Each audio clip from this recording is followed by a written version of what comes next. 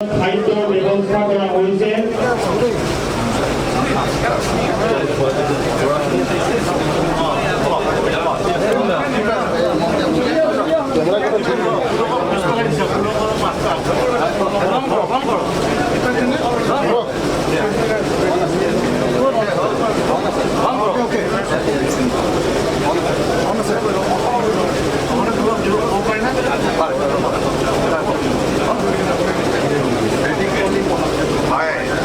চতিয়া সমষ্টিত আমাৰ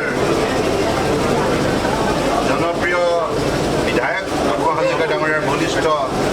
পদক্ষেপত আজি ইয়াত প্ৰায় 2000 যুৱক যুৱতীয়ে এটা ব্যক্তিক্ৰমী কাৰ্যসূচীত তেখেতসকলে আত্মনিয়োগ কৰিছে আৰু প্ৰতিখন পঞ্চায়ততে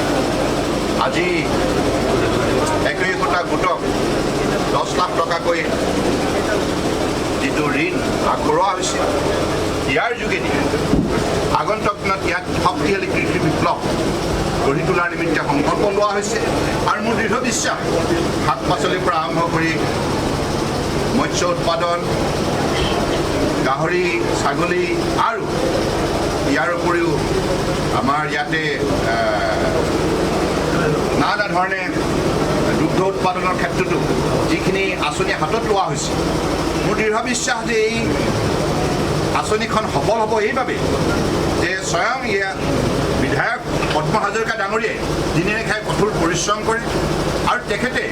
2000 যুৱক যুৱতীক আজি কৰ্মোদ্যোগী কৰি তোলাৰ বাবে এই আঁচনিৰ যোগেদি ঐক্যবদ্ধ কৰিছে। এইটো এটা অত্যন্ত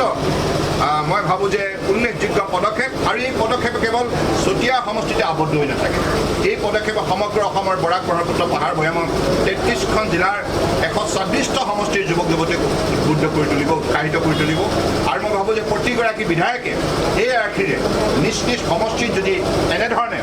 আমাৰ স্থানীয় বজাৰখন দখল কৰাৰ বাবে বিভিন্ন ধৰণৰ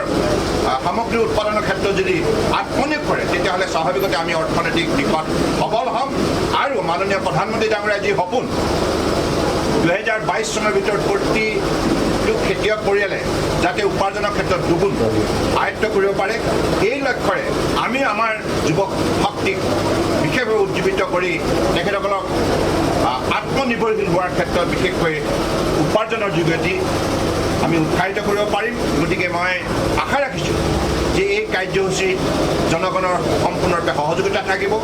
আৰু মই যুৱ বন্ধুসকলক আহ্বান জনাইছোঁ তেখেতসকলে এই কাৰ্যসূচী সফল কৰাৰ বাবে দিনে নিশাই পৰিশ্ৰম কৰিব লাগিব আৰু মই তেখেতসকলক আজি বিশেষভাৱে আহ্বান জনাইছোঁ যে তেখেতসকলে কেৱল উত্তৰ পূৰ্বাঞ্চলৰ 4.4 কোটি মানুহে বসবাস কৰা বজাৰখনেই নহয়, দক্ষিণ পূব এছিয়াৰ 80 কোটি মানুহে বসবাস কৰা বজাৰখন দখল কৰাৰ মানসিকতাই তেখেতসকলৰ উৎপাদন শক্তি বৃদ্ধি কৰক। নিশ্চিতভাৱে অসম চৰকাৰ সকলো সময়তে তেখেতসকলৰ সৈতে থাকিব।